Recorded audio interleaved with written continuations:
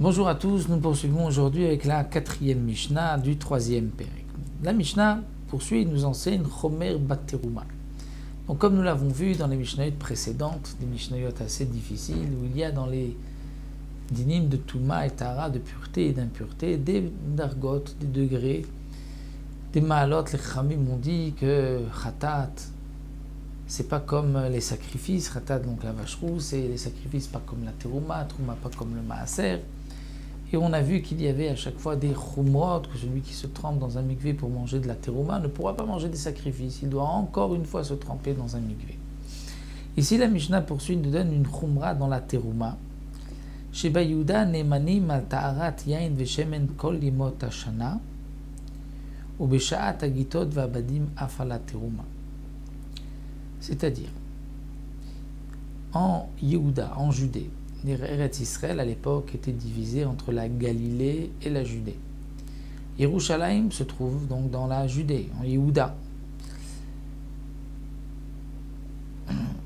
Entre la Judée et la Galilée, il y avait une petite parcelle de terrain qui n'avait pas le statut donc Eretz Koutim, des Koutim, et qui donc avait un statut d'impur que les Khamim ont décrété comme c'était impur, donc on ne pouvait pas amener pour le Beth Amikdash, on ne pouvait pas amener pour verser du vin ou de l'huile pour les offrandes au Beth Amikdash, on ne les amenait pas de la Galilée. Donc dans la Judée uniquement,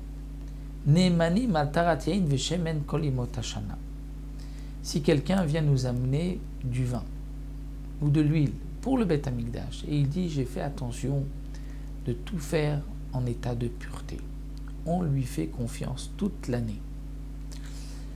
Donc même si lui est Amaretz, il ne connaît pas les halachot, mais on lui fait confiance. Pourquoi?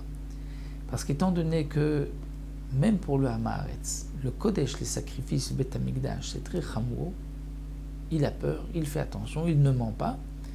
Et donc, c'est certain qu'il a tout fait en état de pureté, il a dû demander, il a dû se renseigner, il a dû être accompagné. Donc, s'il dit que c'est pur, je lui fais confiance. Mais s'il vient et il me dit, ça c'est de l'huile ou du vin de terouma et j'ai fait attention, là, on ne le croit pas. Pourquoi? Parce qu'aux yeux des Hamaretz, la terouma n'était pas aussi chamour que ce qui est né pour le Beth Amikdash. Donc peut-être qu'il ment, il me dit que c'est tout dans la pureté, dans ce que lui croit que c'est pur. Donc on ne lui fait pas confiance. Donc là nous avons vu inversement de ce que le Tana nous avait enseigné dans le Mishnah précédent, où la chumra c'est toujours Kodesh par rapport à terouma. Ici il y a une chumra terouma par rapport au Kodesh. Bien sûr, dans le fond, c'est toujours par une chumra de Kodesh que le Hamaretz a peur du Kodesh. Donc là, il ne ment pas, et pour la terouma, il risque de mentir.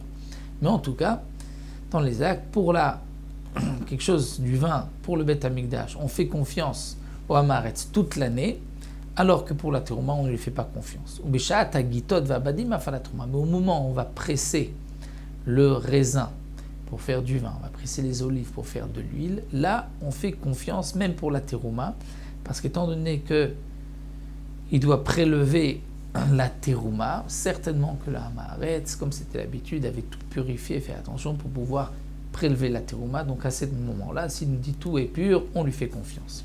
Avroa gitot va abadim terouma le ikablam menu. Mais si cette période où on va presser le raisin ou les olives est terminée et que le Hamaretz m'amène ensuite donc au Kohen de la terouma, il dit c'est pur, là je ne lui fais pas confiance. Le ikablam menu, il ne pourra pas l'accepter, puisque c'est seulement pendant la période où on a pressé, où on a fait le vin et l'huile, qu'on lui fait confiance. Après, on ne lui fait plus confiance. Aval manicha legataba, mais il peut, le Hamaretz, s'il sait que une fois qu'on a fini de presser le raisin, une fois qu'on a fini de préparer l'huile, il sait qu'on n'acceptera pas son huile. Un Kohen dira non, j'accepte pas, peut-être que c'est impur. Il n'a pas pu, lui, pendant cette période de préparation de l'huile, donner au Kohen. Et maintenant, après, il veut donner au Kohen. Donc il sait que le Kohen ne l'acceptera pas. S'il connaît quand même les halachot, il peut attendre jusqu'à l'année prochaine.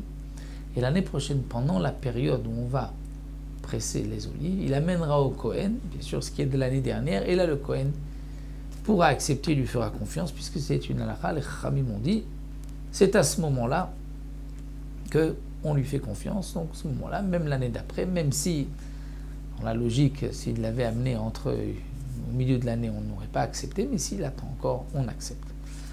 Manira le gataba. Vima marlo. Si le Hamaretz vient et dit au Kohen, il lui dit, Ifrashti le tocha revit kodesh ne'eman. J'ai prélevé de ce tonneau un revi'it de log, de vin, kodesh pour le Beth Amikdash. Eh bien, la Ne'eman, on lui fait confiance sur tout le tonneau. Pourquoi? Puisqu'on lui fait confiance pour le kodesh comme nous l'avons vu, parce que kodesh il fait attention, donc migo, puisqu'on lui fait confiance pour le kodesh, on lui fera confiance aussi pour la terouma. Kadeyain et kadeshemen amedou ma'ot, ne'emanim alem shatagitot ve'abadim. C'est-à-dire, là encore, quelqu'un qui a fait attention de tout purifier, donc lui n'est pas particulièrement chacham, il ne connaît pas la halachot, il est amaretz, mais il a tout purifié pour pouvoir préparer du vin pour le Beth Amikdash. Et il y a maintenant du choulin, de la terouma et du kodesh qui sont mélangés. Tout est mélangé. C'est les kadeyain, des cruches et cruches de des jarres de vin, d'huile, amedou ma'ot, où il y a de la terouma, du kodesh choulin meuravim. Alors, dans ce cas-là, ne'emanim alem shat hagitot ve'abadim. On lui fera confiance, même sur la jarre elle-même, sur la cruche, au moment des gitot ve'abadim. C'est-à-dire au moment où on va presser le raisin, on va presser les olives. Et le Barthénoura précise bien que généralement, la maïs, on ne lui fait pas confiance sur le récipient, on lui fait confiance sur le contenu. Malgré tout, étant donné que là, on lui fait confiance pour le kodesh, parce que pour le kodesh, s'il vient, il dit, voilà, il y a là quelque chose pour le Beth Amikdash, on ne va pas dire, attention, il faut verser dans un autre récipient. Pour le Beth Amikdash, on va dire, c'est pas kavod, c'est comme si on dit, le récipient est impur, mais l'intérieur est pur. Donc, on considère que le récipient est aussi pur. Donc, puisque on considère que le récipient est pur, alors, on va aussi considérer pour la terouma que ce sera pur, donc ne'emanim alehem beshat hagitot ve'abadim, et aussi kodem legitot shivim yom. Avant le moment où on va presser le raisin et les olives, même 70 jours avant. Pourquoi 70 jours? Parce que c'était le temps que les gens avaient besoin pour tout préparer et pour tout purifier. Donc à partir de ce moment-là, on lui fait confiance au Hamaretz, comme nous l'avons expliqué. Donc voici pour la 4e Mishnah. On se retrouvera avec une nouvelle Mishnah, toujours dans ces mêmes halachot, Nizrat Hashem, dans la Mishnah.